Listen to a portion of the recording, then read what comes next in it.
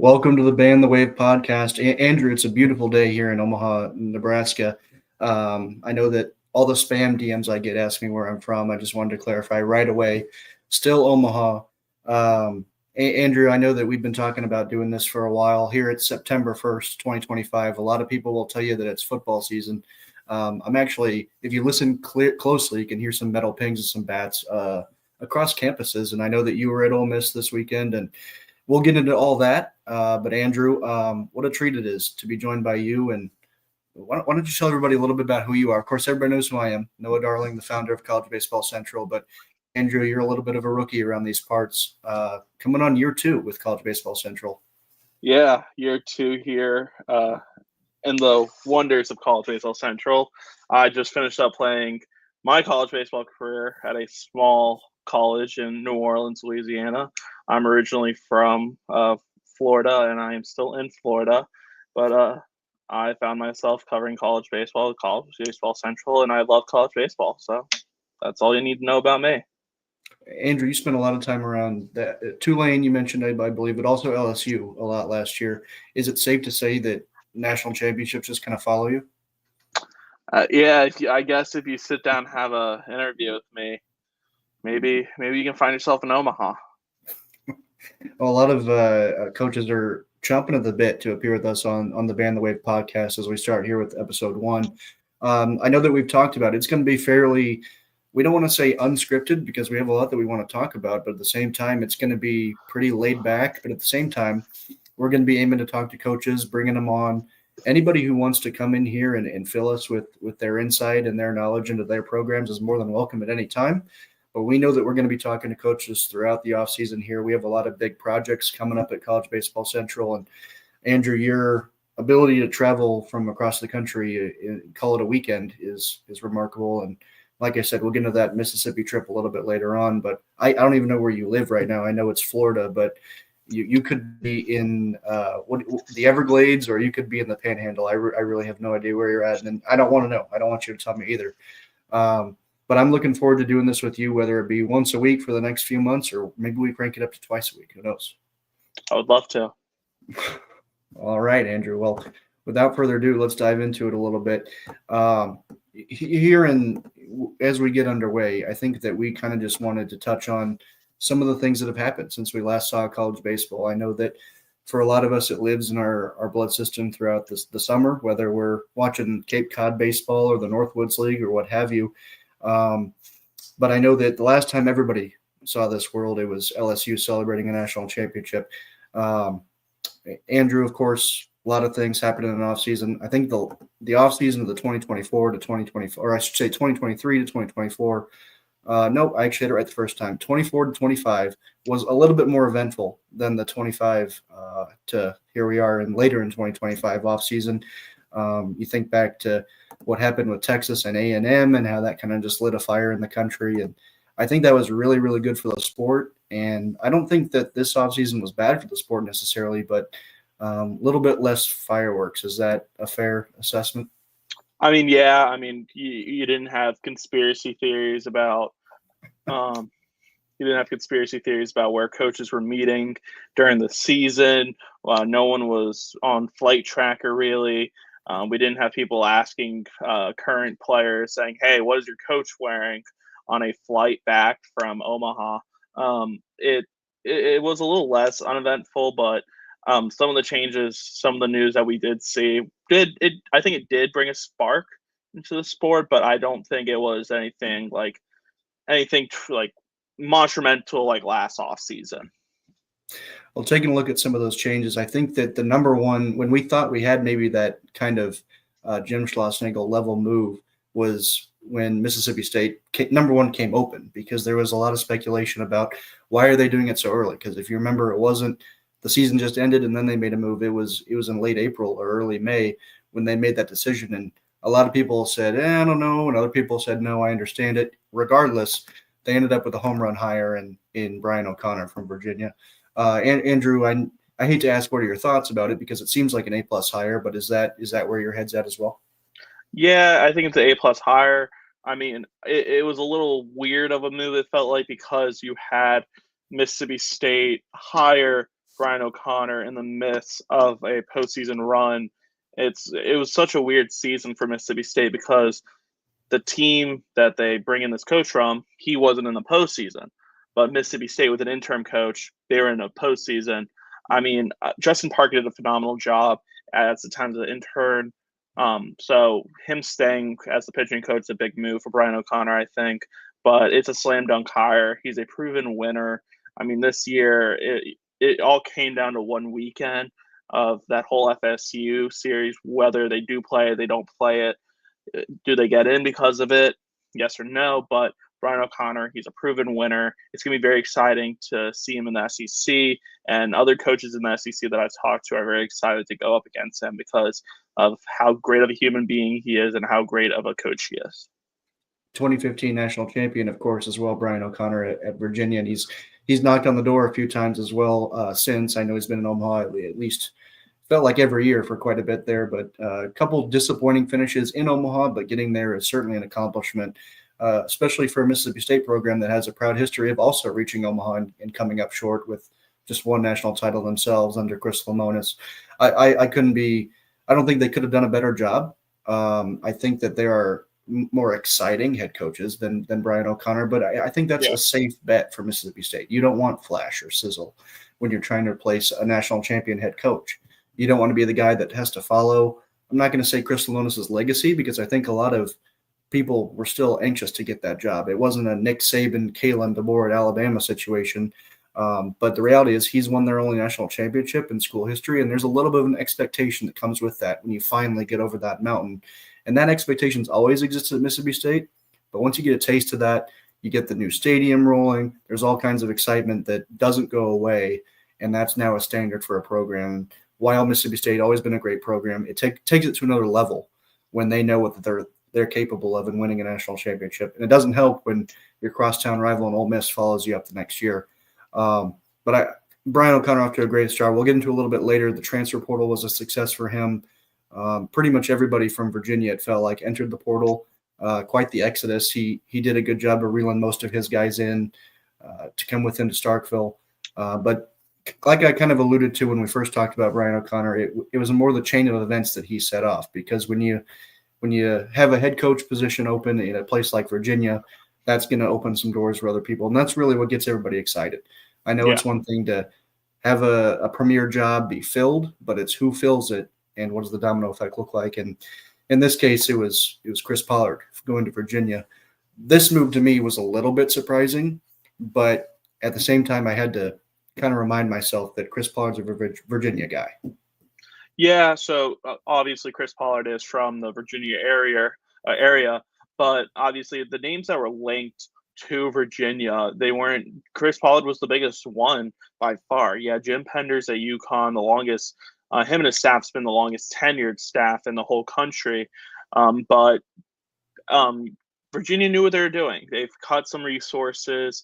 They said, okay, who has had success bringing in quality talent with such limited resources, and they went with Chris Pollard.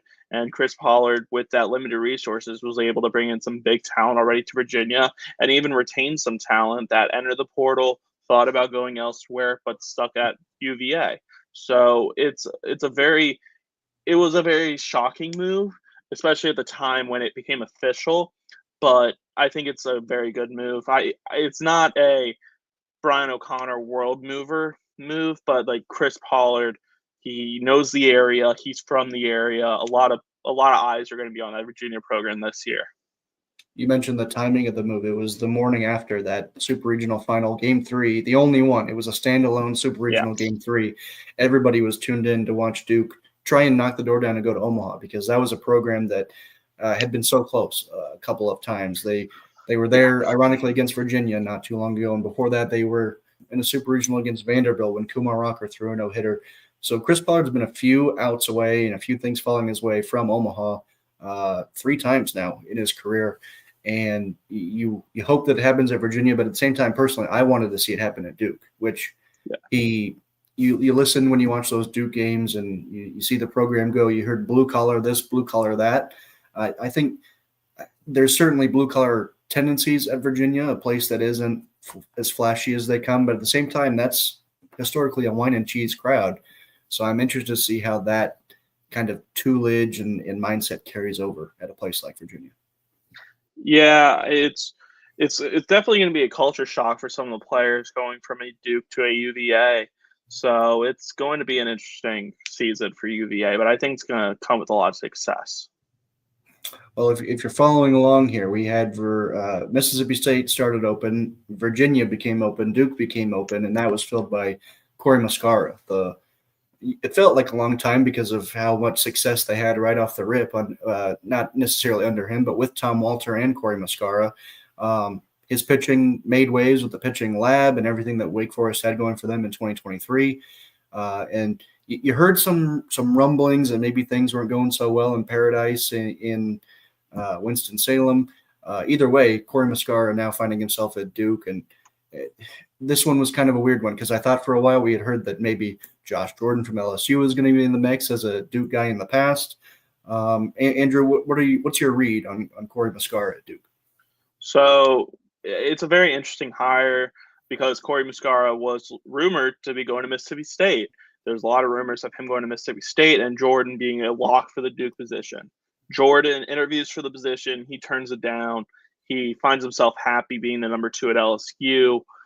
It was one of those, like, go risk your reputation somewhere at Duke where it might not work out, or stay at LSU where you're about to win a national championship and you can build off of that with the success you already have had there. Corey Muscara, he's a very smart guy. I'm not going to discredit him, but this is a very risky hire for Duke because of, like I just said, there's no experience there, and Chris Pollard just kind of drained the system by bringing them all to Virginia. You lose RJ Garcia. You lose just big talent to a very good Virginia team now. Duke with Muscara, I'm not worried about him developing pitching. He's got a proven track record of developing pitching, but the more resources coming into Duke with him, it felt like a little risky of a hire, in my opinion. I know in talking with Chris Pollard in the past, he had talked about not necessarily the pressure, but just the experience of being surrounded by so many winners at Duke, because it's not just Duke basketball. You think of Duke lacrosse, if that's your jam, and I think there's a quality soccer program and just things of that nature, and not only sports, but academics as well. So when you sit in meetings with all these leaders across Duke, you sit and look around and you understand that whether it's in the classroom, on the field, or in the community, mediocrity is not acceptable. And Duke baseball historically is closer to that mediocre level, but you saw Chris Pollard raise the standard a little bit. It'll be interesting to see how the expectations around that program develop. Not an overly loud baseball fan base. We saw at when they hosted their first Super Regional against Murray State, it was still a kind of a special fan base, but that's certainly a growing community. It'll be interesting to see how they adapt to Corey Muscara and what he brings, because to me, it feels a little bit like Wes Johnson to Georgia with less experience under his belt. It's almost like you got Wes when he was younger, which makes me kind of, like you alluded to, a little bit nervous, but at the same time, Georgia's having a lot of success, maybe not in Omaha appearances or championships, but in victories on and off the field. Yeah, I mean, you kind of hit on it where you're in the room with Duke with like one of the greatest basketball coaches ever, Coach Yerdzinski. But like Muscara, we're talking about a guy who's been at Wake Forest. Before then, he was at St. John's, Southern New Hampshire. It's like he's helped like build these programs a little, but it's nothing where nothing crazy. His replacement at Wake Forest, Eric Nealon, he's a proven pitching developer too. So it's not like Wake Forest is losing a big piece. It's kind of plug and go. You still have the pitching lab.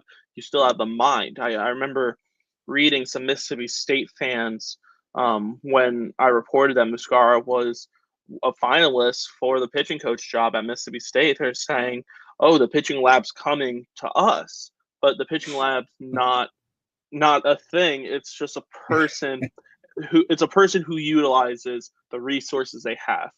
At Duke, they have good resources. We've seen Duke be able to produce some arms over the last 5-10 years. Marcus Johnson, for instance, they were going to have a Stroman going to Duke, but he flipped to UVA, obviously. So Muscara, you trust the mind of developing pitchers. It's just how is the rest of his staff going to fill out there? Especially, we heard that we might have seen some mid-major assistants interview for the job. He brought in Scott Loyce, Matt Weisinger, and Will Craig. So it's going to be a very interesting year in Durham this year. That it will be, and it's not the only ACC program experiencing turmoil. Obviously, you mentioned Virginia and Duke, but sticking in that, I was going to word it a fancier way, but I guess sticking in that conference, we have James Ramsey taking over for Danny Hall at Georgia Tech. Illustrious career for Coach Hall, and Ramsey's been on the staff since 2019, so it's not a total regime change, but it's a change of pace, whether for better or for worse, and probably for neutral if you're Georgia Tech. You're hoping, given the recent success that program's enjoyed, particularly recruiting, talking about all the young talent that Georgia Tech has, led by Drew Burress, who has a chance to be the number one overall pick in this upcoming MLB draft. And Ramsey appears to be a player's coach. He recently played at Florida State. I believe it was 2013 or 2012 when he might have won ACC Player of the Year. I know he played in the College World Series with Florida State. What a nice background he has. It feels like all those Mike Martin Florida State guys are well-versed in how to be a leader of men. And I know that our former colleague and current free agent in the college baseball space, Monty Taylor, is really excited about this Georgia Tech program. What's your feel on where the team in Atlanta is headed? I'm really excited for Georgia Tech fans. I'm a really big fan of James Ramsey. He's a guy that just, with Coach Hall retiring, it's okay, we're not going to sit here and mourn. We are losing a world class of a coach, but Coach Ramsey, he's already been kind of coaching, it felt like. It's not like he was not writing the lineup or anything. He was a guy that already had a big influence on Coach Hall his final year. That's why when Georgia Tech had to make a move, it's like, no, we're just going to go with James Ramsey because he's already been working with his staff. We don't have to worry about losing anyone else, and we're not going to lose anyone to the portal if we bring in someone that the players already love. That is an excellent point about losing anybody to the portal in this era where players aren't necessarily looking to leave, but they will certainly explore their options if in that situation. And Georgia Tech absolutely has a ton of players that have the potential to look around if they so desire. I mentioned Drew Burress, Alex Hernandez, several other young players. Georgia Tech already penciled in to be a potential team to watch out for in Omaha. Andrew, I know we'll discuss our Omaha 8 teams a little bit later on. Do you think that this Georgia Tech team could see that kind of success right away?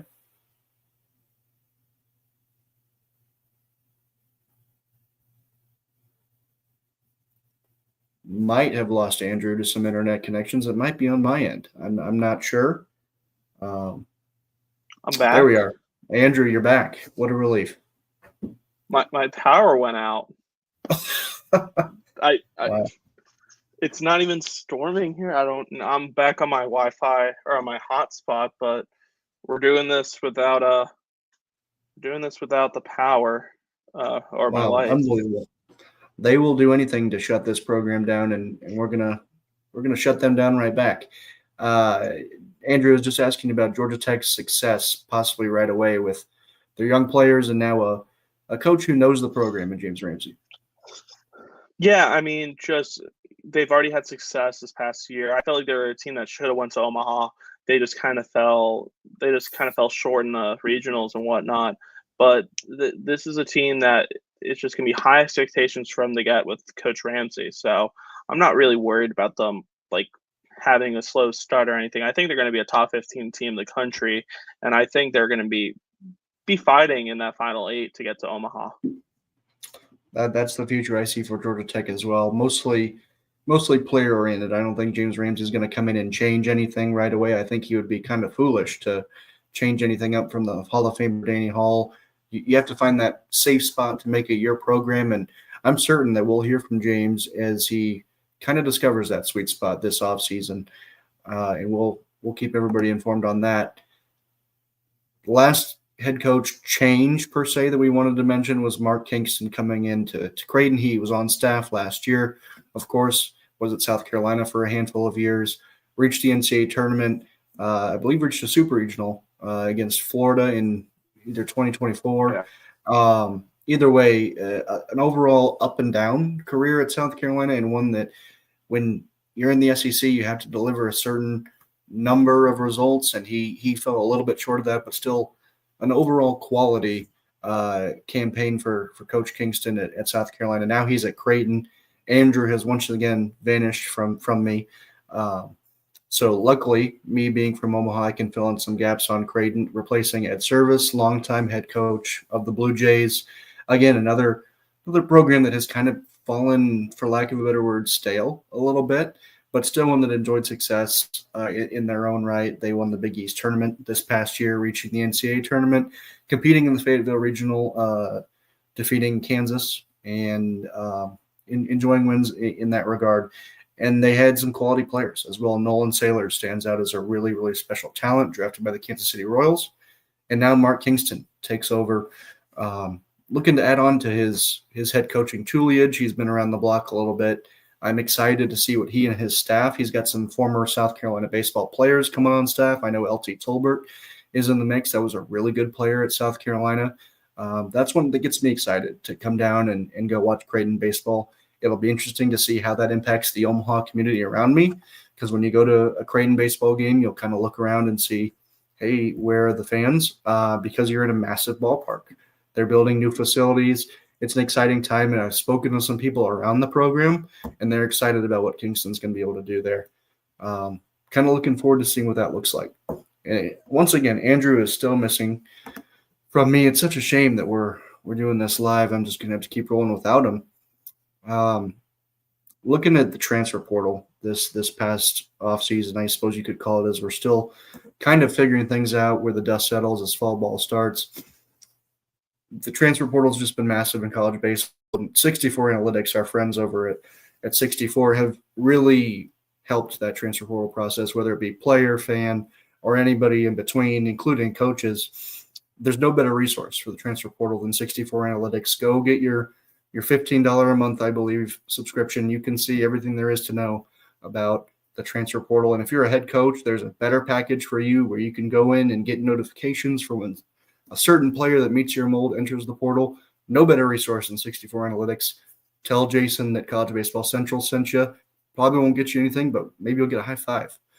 Looking at the transfer portal rankings of this 2025 offseason, for those watching it on video, we do have a graphic on the screen. Top 10 teams out of the portal: Georgia, Tennessee, Mississippi State, South Carolina, who we'll talk about in just a second, Auburn, Alabama, Virginia, Kentucky, Florida State, and Oklahoma. Really interesting to see some of these teams in here. We talked about them just a second ago with new head coach hires. You look at Virginia, Mississippi State. Those programs were able to retain a lot of players from previous regimes, whether it be Virginia players coming to Mississippi State or Duke players going to Virginia. You look at players like AJ Gracia, who give you a lot of excitement if you're a Virginia fan. You see AJ competing against you for 2 years at Duke, and now he's donning the orange and blue in Charlottesville. Looking at, again, I just mentioned a surprise team, South Carolina.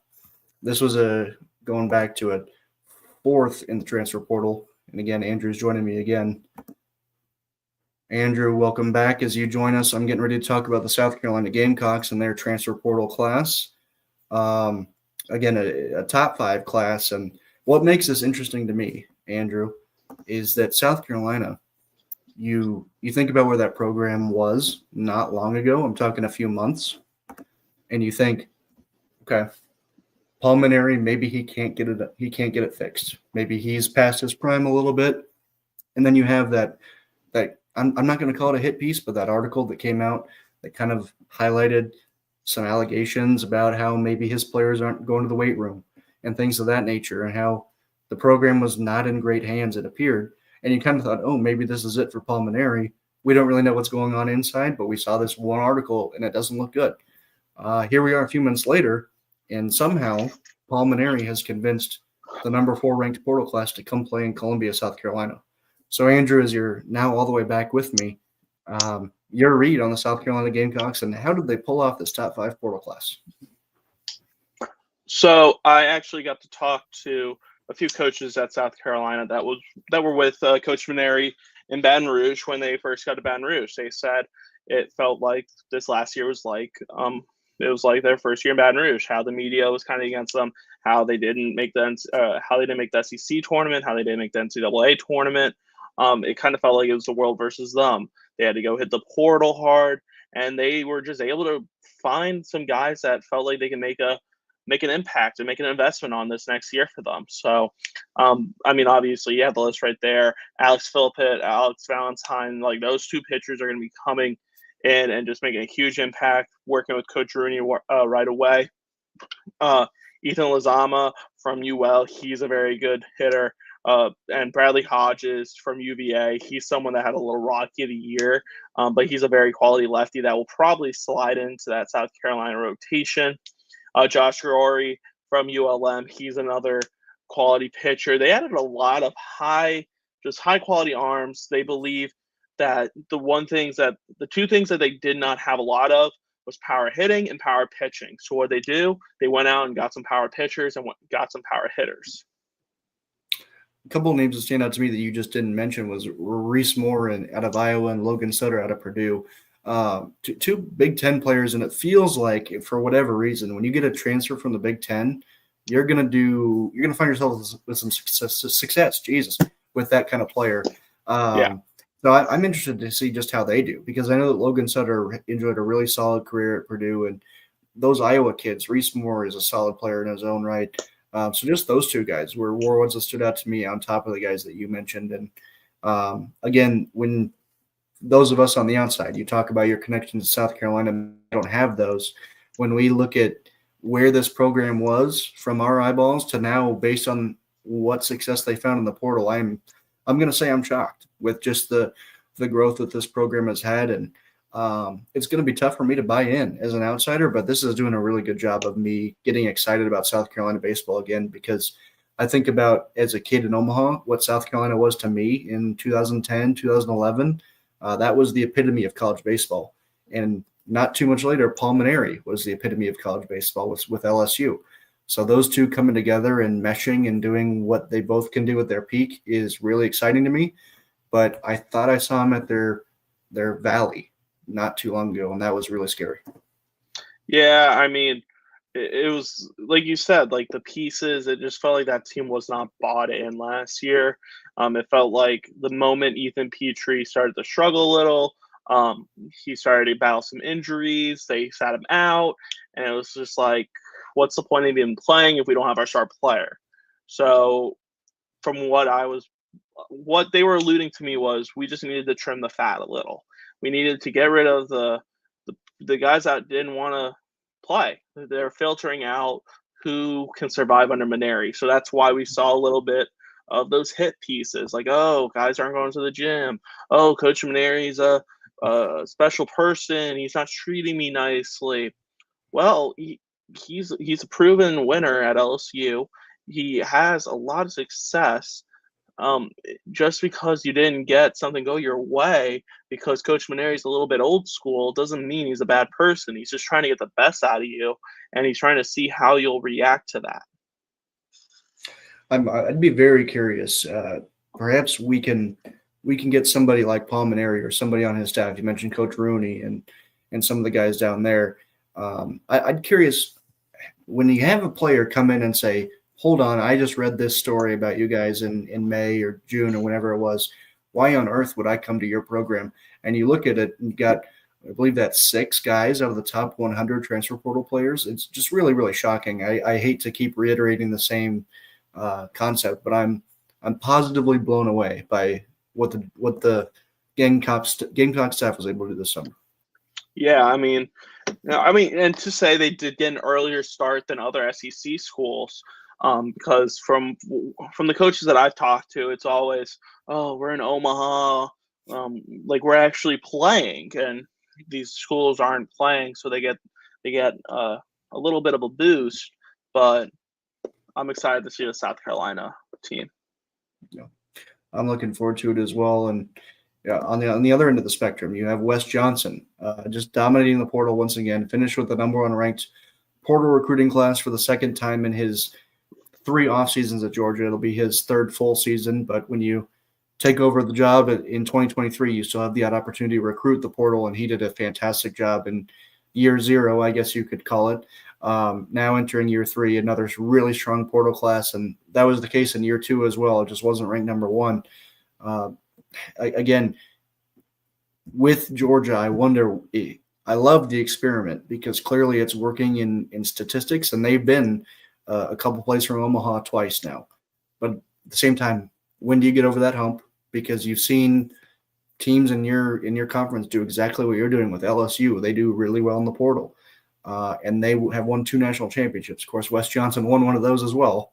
But at the same time, Georgia's just got to win a few more ball games, and you're saying, wow, this is the way to win in college baseball. Is that a fair assessment? Yeah, I mean, let's be real, Georgia probably on paper, if you looked at their record the last 2 years, you're thinking to yourself, wow, this team's definitely been to Omaha twice. They've definitely maybe won 1 or 2 national championships, right?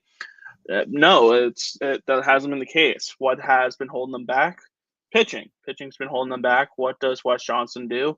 He says, you know what? I'm just going to get every pitcher that I can. Joey Votchaco, Matt Scott, Bryce Callaway even closes games. Dylan Veig, Kenny Ishikawa, Kei Naoki, Grant Edwards, Rap Pruitt. There's 30 other pitchers coming in.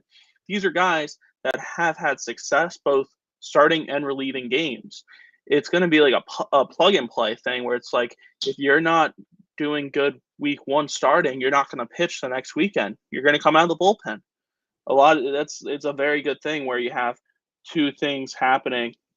You have as many pitchers you can, and Wes Johnson's such a good pitching coach. You're talking about a guy that helped Paul Skeens get from a low 90s guy to being able to throw 100 every pitch, it feels like. He helped a lot of those young arms develop at LSU in 23. So, I mean, you got to just look at the pitchers and say, like, this has got to work, right? Well, Wes Johnson's a pitching guy. You talked about, I forget who it was earlier, Corey Muscara, and how he's a pitching guy, and how just kind of naturally we have faith in pitching to kind of lead the way for Duke in the future. And that really has been the case for Georgia. They've had a few hit or miss arms, but really last year when mid-season you thought about, okay, Georgia at times looks like a team that could go to Omaha, and then you would think, but do they have the pitching to do so? And you would quickly think, I don't think so. And you mentioned a lot of the names, and it was funny. I don't know if you saw me laugh, Andrew, but you got almost none of those names right when you pronounced them. It was just kind of funny, and I can't blame you. Dylan Vigil is going to be a name to watch. He's a guy that I really liked at Michigan in spurts, but really struggled with consistency and never took that step. But I know that Michigan staff really, really liked him and expected him to take that next step, so they know that he's capable. So I think when you get a guy like Wes Johnson who is able to tool him up the right way, I believe in Dylan Vigil no matter what his role looks like. But Caden Aoki is one that I really, really like. And I don't know why he's ranked so low. I don't know what 64 Analytics does. They're a lot smarter than me, I'll tell you that. But I think Caden Aoki should be higher in their rankings because I really liked what he did at USC at times. I think he struggled a little bit, and I want to say maybe the back half of his freshman or sophomore year. But other than that, he's really enjoyed a strong career so far. And the Stanford guys, Joey Volchko and Matt Scott, really strong 1-2 punch. And those guys, top I can't read my own numbers, top 5, top 6 players in the portal according to 64 Analytics. I love what Wes Johnson does. The question for me will always be, is it going to work? And on paper, yeah, it's working tremendously because Georgia's a really good program. But if you're going to go in and I don't want to assume, but spend this kind of money, eventually you're going to have to win a national championship because eventually it's going to dry up. Yeah, it is. I mean, one guy we didn't talk about on this list is Rylan Luho, a Dayton transfer who entered the portal. I mean, the writing was on the wall for this kid to be entering the portal, in my opinion. He's a Parkland kid. He went to Stoneman Douglas, one of the top baseball schools in the country. Kobe Mayo, current Baltimore Oriole, went there. Roman Anthony, former Stoneman Douglas product. He's with the Red Sox now, obviously.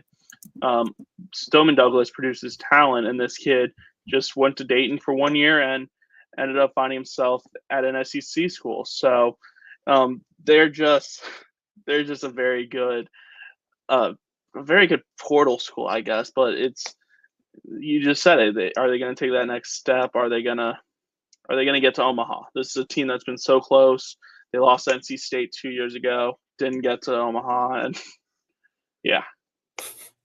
I do like the experiment, and I hope it works for Wes Johnson. I again allude to our Omaha 8 way too early predictions. It is September 1st, and in what is that, 9 months from now, we'll be seeing an NCAA tournament be revealed in front of our eyes. So a little bit premature, but here we are. What better way to get in some trouble than by making predictions in September? But before we get to that, Andrew, you got to spend time in Oxford. What was your experience like at such a, I don't want to say historic program, but a program that enjoyed a lot of success recently at Ole Miss? Yeah, I mean, Mike Bianco has really built that program up. So being able to sit there and talk with him for an hour was just phenomenal. Like there'll be an article coming out hopefully in the next day or two about what he's been able to do at Ole Miss. But there's just a lot of stuff that he's done there in his 25 years. I mean, when he came in, he brought in Dan McDonald, the current Louisville coach. And he just said to me, like, just being able to learn from Dan, his former JUCO coach, and then Skip Bertman, arguably the greatest college baseball coach of all time, it really helped transitioning into that coaching role, where he did have success at McNeese, leading them to an NCAA tournament berth. But like he said, there's going to be some growing pains for him at Ole Miss. Didn't make the SEC tournament the first year, and then since then he's made it 19 out of the 25 years he's been there. He's just a really good guy to talk to. We got to talk a little bit about his LSU Ole Miss, LSU and Ole Miss times. His kid, he's had all four of his sons have played college baseball at some level. But obviously the big name, Drew Bianco, played at LSU. There will be a quote in that was very interesting, where he basically just told Drew and all four of his kids, really, you're not going to play at Ole Miss. I don't want you to play here. I want you to go out there, find success on your own, and just be able to find yourself as a human being, because Coach Bianco went the JUCO route. He said he found himself in those 4 years going JUCO and then obviously going to LSU. So it was just a whole learning experience, being able to talk to Coach Bianco and being able to talk about that 2022 championship team being the last team in, really, and then just having a lot of success against a lot of quality teams at SEC, going toe-to-toe with Mississippi State the last 25 years. And then we obviously talked the future. They return Hunter Elliott as their ace. They bring in a pretty good portal class, headlined by Don Decker of Murray State. So it's a very exciting time to be an Ole Miss Rebel fan. Oxford's a very interesting city, though. It's just like classy Southern, like SEC, like very preppy. It was a whiteout at the football game that I went to. It was Ole Miss Georgia State, and it was very white in there. But it was the whole town like shuts down for the game, which is different than Baton Rouge. So, and I will give a little plug, I asked him at the very end of our interview. I didn't put this in the article because I wanted to talk about it on this. I asked Coach Bianco, is there any difference in living in Baton Rouge compared to Oxford? And he said Oxford is by far the most beautiful city in the world. And he loved his time at Baton Rouge, but he wouldn't trade it for the 25 years he has spent in Oxford with his family. Okay. I'd like to see Mike Bianco rank the top 10 most beautiful cities in the world. I've never been to Oxford, but when I think of maybe my top 10 of places I've never been, I don't think Oxford would have made the cut, but I might have to consider it now. Um, an interesting program for me because I was all aboard the 2022 Ole Miss train when things were a little bit bleak. I kind of famously tweeted that this team is going to win are going to win a regional, and people were like, "You are a moron."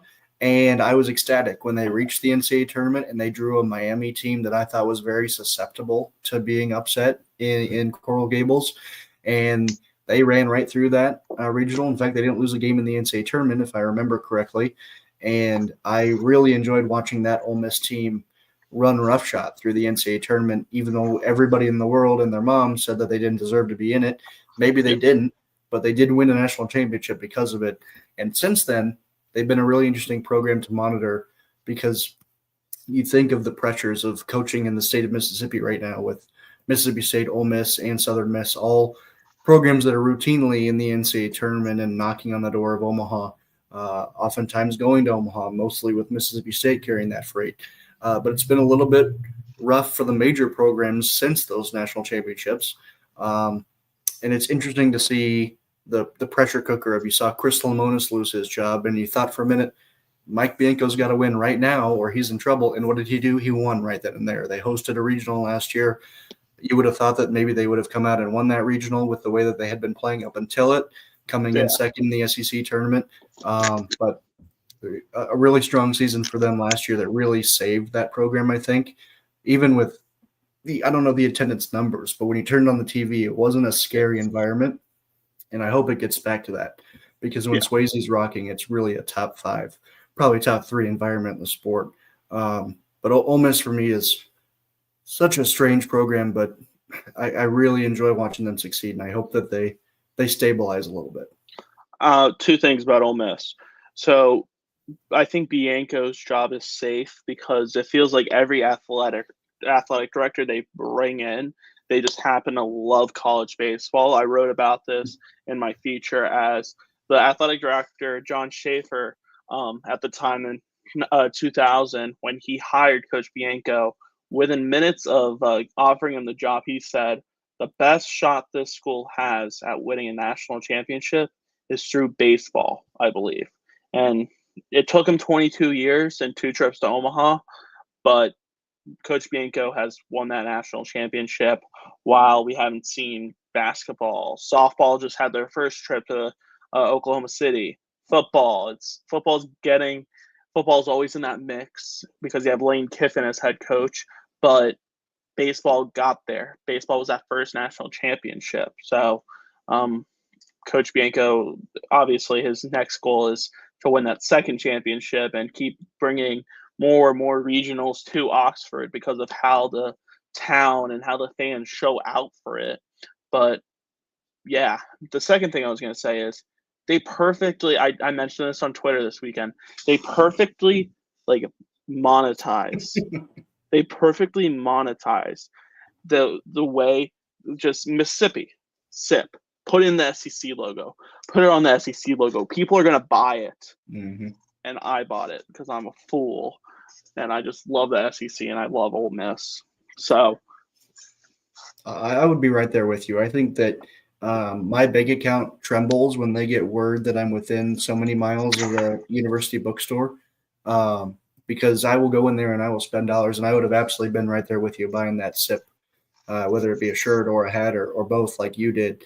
Come on. Yeah. These are the best jerseys. These are the best jerseys in college baseball. As I say that about 4 other jerseys every week. But it's very dangerous when you see. You saw me in Omaha Village in the College World Series. My bank account was not happy. Yeah. That was it was kind of like watching a car crash. I'm not got nothing I can do to stop it, and I'm going to look at it. But yikes. But you have to do it when you're in those kind of environments, and credit to you for taking advantage. Any final remarks on Ole Miss before we transition away? Ole Miss, team to watch. I wouldn't be shocked if we see them hosting a regional. I wouldn't be shocked to see them win the SEC. Okay. All right. I will keep my eyes out. Something that I wanted to take advantage of. I put out, call it clickbait, if you will. I'll even call it clickbait, Andrew. But I I threw it out there. I want to do this kind of regularly here on the Ban the Wave podcast. I just tweeted blank is going to win the College World Series in the next 5 seasons. And I don't have anybody's answers. I can happily read some from the tweet, whether it be responses or quote tweets. But Andrew, I wanted your off the rip thoughts. If you had to pick a handful of teams, obviously only 5 can theoretically win, but if you had to go put $100 on a couple teams to win a national championship in the next 5 years, who are some of the programs that you're maybe not betting on, but buying stock in? I'm buying stock in UCLA, FSU, Tennessee. I'm gonna switch it up here. I'm gonna go Kansas, and let's go with a wild card. Let's go with the USC Trojans. Wow. Okay. I think we're getting back to old time. Yeah, I like all of those picks. I know that a lot of the names you just mentioned were in replies, so that checks out with what the people are saying per se as well. I will join you in Florida State. I've been buying the Florida State stock for a while.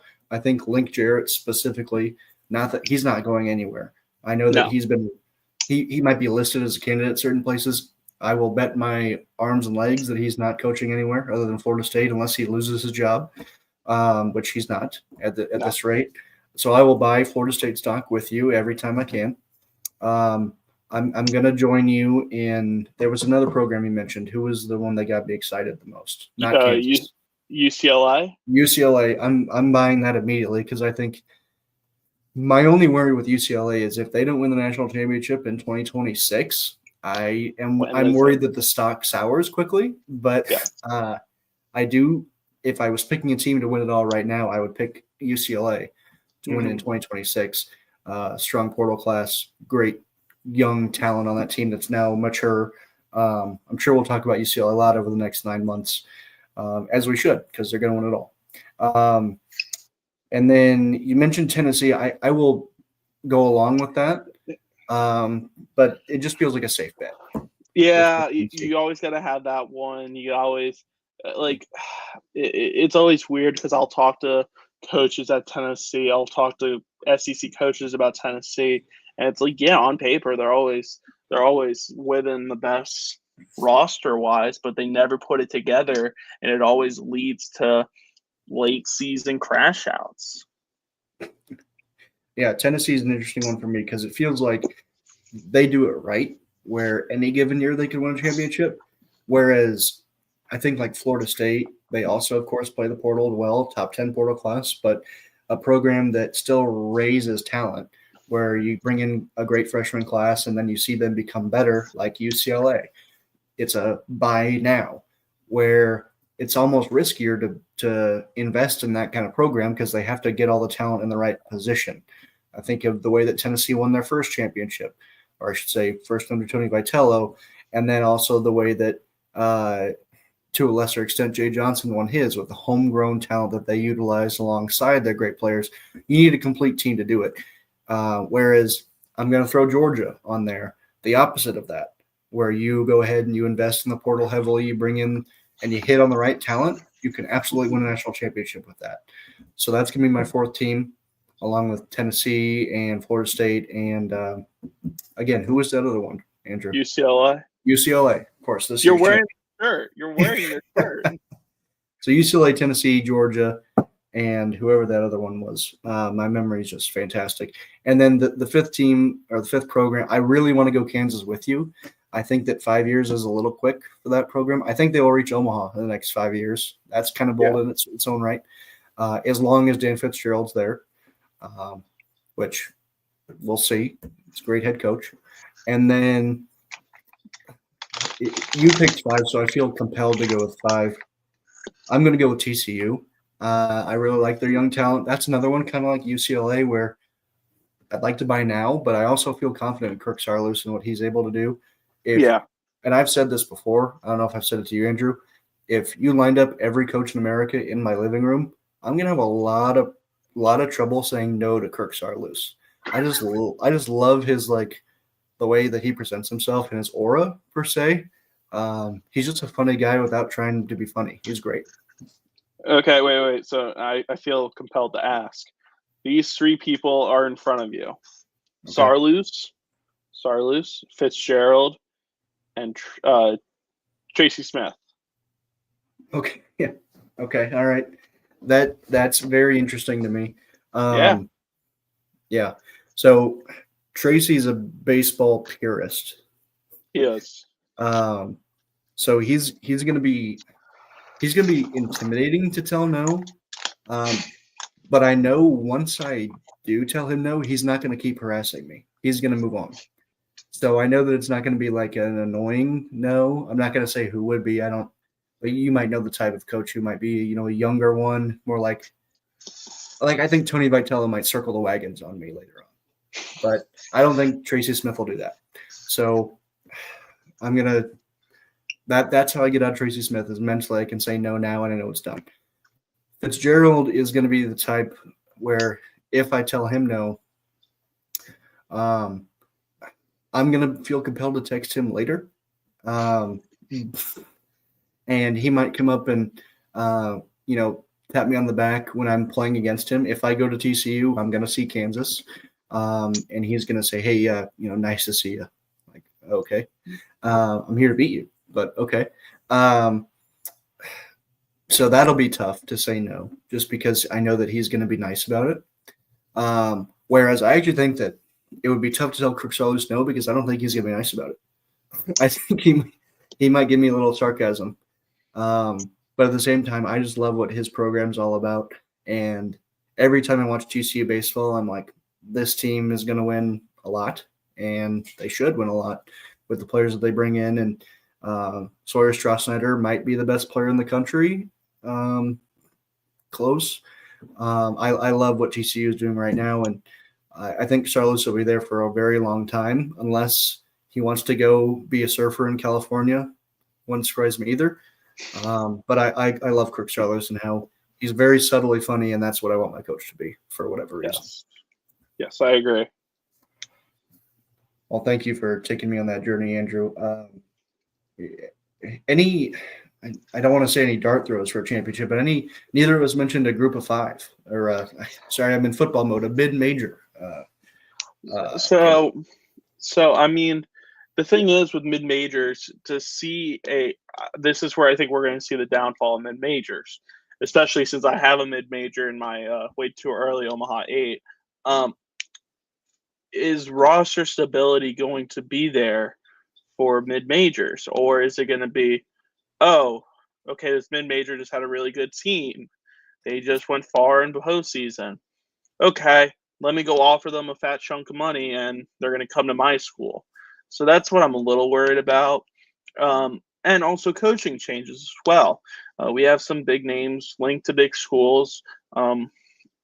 The one school that I would go with, the one mid-major, especially with, I think their stock is on the rise again after a down year, is East Carolina, Cliff Godwin. Cliff Godwin's not going anywhere. He's not jumping to a bigger school.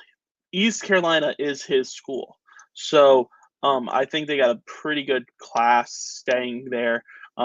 Ethan Norby, brother Connor Norby. Ethan Norby will be the number one there. Braden Burris, the best walk-on freshman in the country last year. He's now a scholarship stud there. They just a very good class. It's going to be a very, very loaded American Conference this year.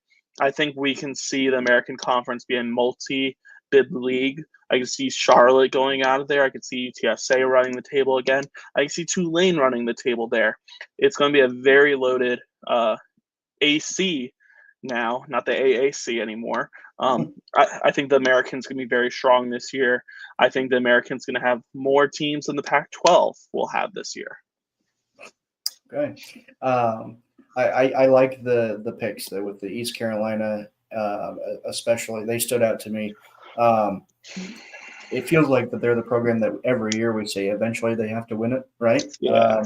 And it feels like eventually they do have to win it, especially under Cliff Godwin, the guy that seems to bleed East Carolina. And every time he has a chance to address a potential coaching rumor of him going somewhere else, he's very quick to shoot it down and say, something along the lines of why would I leave East Carolina?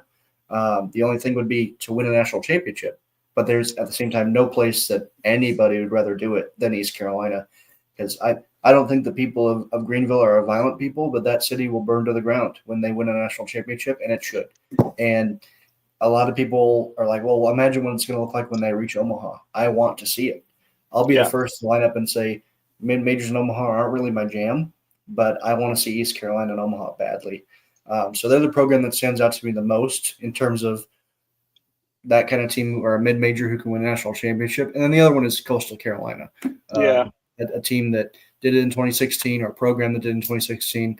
And then they were 2 wins away last year against what turned out to be a buzzsaw on LSU.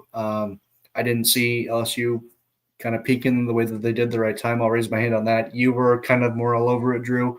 But Coastal Carolina, a great program. You said, I know that Kevin Schnall told us a few times, we've only had one guy enter the portal without having a conversation with us. So that says a lot about, you mentioned player retention and general culture surrounding that, where they might have guys enter the portal, but at least their players do it the right way, which goes a long way in terms of building a championship contender on an annual basis. So I have to mention Coastal Carolina in that regard. Yeah, and if you don't think Kevin Schnall and this Coastal Carolina team is going to come out with a buzzsaw this year, you're wrong. Like, this team's going to come out hungry, and they're going to be looking to get back to Omaha. The Sun Belt's going to be put on notice this year. Yeah, I wouldn't want to. Number one, I wouldn't want to get in Kevin Schnall's way in the grocery store, let alone on the baseball field. The guy is, I think we can all, whether you've heard him talk or not a media guy, but he's one of those guys that I would actually be afraid to tell him no in my living room. He's a ball player coach. He's a phenomenal coach from some of the Coastal guys that I've been able to speak to. They love Coach Schnall. They love Coach Matt Williams, who've helped develop some really top talented pitching the last few years there. So Coastal's always going to be on the rise. They're always going to be in that mix. It feels like, I hate saying this because I just bought stock on East Carolina. I wouldn't be shocked if Coastal Carolina really turns into that East Carolina team where they're always in the top 16 to host. They're always there. They're always finding a way to super regionals. I'm not saying that they're not going to get to Omaha again, but I could see Coastal kind of taking the way as that mid-major power threat. Well, Andrew, we mentioned it a few times now, our look ahead to potentially Omaha here and again 9 months. So really, I don't think we're tying ourselves to this quite yet, but I'm willing to declare it. If I'm wrong in 9 months, I am owning up to it. I don't know if you'll join me in that, Andrew, but I will not. Our way too early Omaha 8. I know that I shouldn't say all of us at College Baseball Central, but a majority of us tweeted out just kind of whenever we feel like it. Feels like every few months. And I think this is here where we're at right now. Andrew, I know I asked you the other day, who knows if something has changed since then. But Andrew, why don't you run us through our 8 here as we're flip-flopping. So mine's on this side. Texas and UCLA are kind of self-explanatory. They're returning a lot, and both Texas and UCLA have really good portal classes. They're a very young team. I think both these teams find themselves as probably the number 1 and number 2 national seeds. So I think they'll have some pretty easier runs to Omaha. Tennessee and LSU, those are just kind of throw-ins for me because I believe LSU's not losing as much after they did in the 2023 national championship run. And same with Tennessee. Tennessee just had a down season. What did they do? They revamped a loaded portal class. They bring in Landon Mack from Rutgers, obviously the big one. Oh my God, what's his name from Virginia? The outfield, Henry Ford. And they bring in Evan Blanco, left-handed pitcher from Virginia as well. LSU, I think they didn't lose that much in my opinion. I think they did get decimated the way of pitching, but Nate Yeskie is one of the greatest college pitching coaches of all times. So for them, it's more of a reload, not a deload. I'm going to wait for Tulane. I'm going to say that one at the end. Oregon State, I think they didn't lose that much either. This is a team that Mitch Canham's got them going in the right direction. I think their schedule kind of sets them up for Omaha. going on the road a lot, just playing those non-conference games every game kind of helps them. North Carolina and FSU, I think they're just I keep buying stock in FSU. I think Link Jarrett went out and found himself a replacement for Jamie Arnold, bringing Trey Beard from FAU. They bring in some more portal talent. They still got a very young outfield class there, very young, just a lot of good players there. North Carolina as well. They bring back their whole starting rotation. They bring back some really good hitters as well, and they bring in some very good mid-major hitters. Eric Paulson from Stony Brook being my favorite portal landing for them. Just a phenomenal athletic hitter. And then, yes, I put Tulane as my final team for the Omaha 8. I think Jay Ullman's got this team going the right way. Ever since he's taken over that program, he's gotten them in the postseason twice and had them fighting for the postseason 3 times. Tulane brings in one of the top 15 classes in 6-4 analytics, or according to 6-4 analytics. I think that the American Conference is going to be a buzzsaw, but it sets up all these teams for potential Omaha runs. And I think Tulane will win the American Conference this year, and they will run the table and make it to Omaha this year. That is, I like it, but at the same time, it's crazy, Drew, and I wouldn't expect anything less from you. It wasn't long ago when I think of Tulane was the Cinderella team in the American Conference tournament. I think they won, 9 games that year, and then they went and won the league in the tournament and went to the NCAA tournament. And now here they are where people that I think know college baseball are predicting them to go to Omaha. I'm probably wrong in that assumption about you, Andrew, but I like the pick. Looking at my 8, we had a few in common, so I'll try and start with them. I know that you got Texas, UCLA, Tennessee, North Carolina. Those 4, we've talked a little bit about a couple of those on the show already. I mentioned that I think I have UCLA winning the national championship. If I had to pick a team to meet them in the finals, it would be Texas, just with their rosters, despite the Will Gasparino trade that they made. I really like both of those rosters right now, and UCLA has some of the best sophomore and now junior class in the country, and really you can say that for UCLA any year. It wasn't long ago where UCLA was kind of a disappointment every year because of how well they recruited. So it's great to see them pan out and finally have a great year. Rock Chalowski, perhaps the best player in the country. Love UCLA. Texas, really strong. North Carolina has been doing it the right way for a long time. They're really strong as well. And Tennessee, I think you nailed it. They're almost a throw-in at this point. You can't really make an Omaha 8 prediction without throwing in at least one of Tennessee and LSU. You went with both. I went with one. Addressing the lack of LSU would be I've never picked a team to win a national championship and then go to Omaha the next year, at least right away. I don't like doing that because I like to respect the players that got them there. Usually it's experienced guys. I think back to a few years ago, Dylan Cruz and Paul Skeens. I consider it offensive to them to pick LSU to go to Omaha the next year. I would like to see them replace them. And with that same line of thinking, you'll see that I don't have Florida State. Jamie Arnold, you mentioned Trey Beard coming in. That's fine. I'll join you on the hype train in April, but I'm not going to do it in September. I really like Miles Bailey for Florida State, but I can't do it yet. Speaking of freshmen like Miles Bailey, TCU's freshman class was outstanding. Sawyer Strauss-Snyder, perhaps the second best player in the country behind Rock Chalowski. I keep having these visions of TCU and UCLA playing in Omaha. I want to see it, and I think I will. And then Georgia, we talked about their portal class a whole bunch. Wes Johnson does a great job acquiring talent. Can he put it all together? I think that this is shaping up to be the year just based on the amount of pitching that they have now. I'm a believer. Auburn, another great freshman class last season. And that was a team or a school or a program or an organization that came really close last year. They played really, really well. They hosted that regional, came up short. But again, Butch Thompson is so hard to bet against. And then Louisville, however you want to say it. I wasn't a big believer of Dan McDonald's too long ago. And again, a really strong young group of talent. You do lose Ed Kang and a couple experienced guys, but outside of that, a lot of people to be excited about in that Louisville program, and I like where they're going. I did not have them in my last Omaha prediction, so we've already seen some movement this offseason. Is it possible that Coach McDonald might have put some bias into you though. It is certainly possible. I did acquire some glasses that Coach McDonnell turned me in the right direction to. You may have seen him in Omaha wearing them. Your classic, old man per se, which he admitted his words, glasses. And I went ahead and bought a pair. Maybe I'll don them in a future episode of the Band the Wave podcast here. But I have a new respect for Dan, and it has nothing to do with the glasses. Well, Andrew, we're closing things down here. We're coming up on an hour 10 minutes. I don't know if we're going to go that long every week, but it's been a pleasure. Any closing thoughts before we sign off? Maybe we'll do this again later this week. Maybe we'll do it again next week. Again, kind of off the rip here.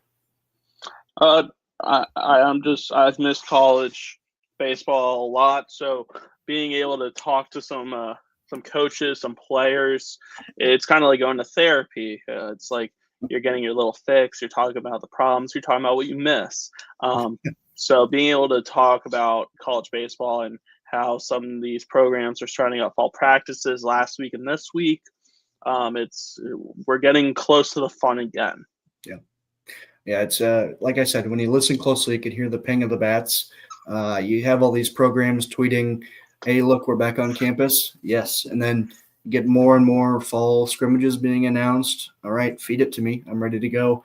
I think that there are scrimmages starting as soon as September 12th. So right when you maybe your football team loses their first game, let's just give up on that and get ready for baseball season.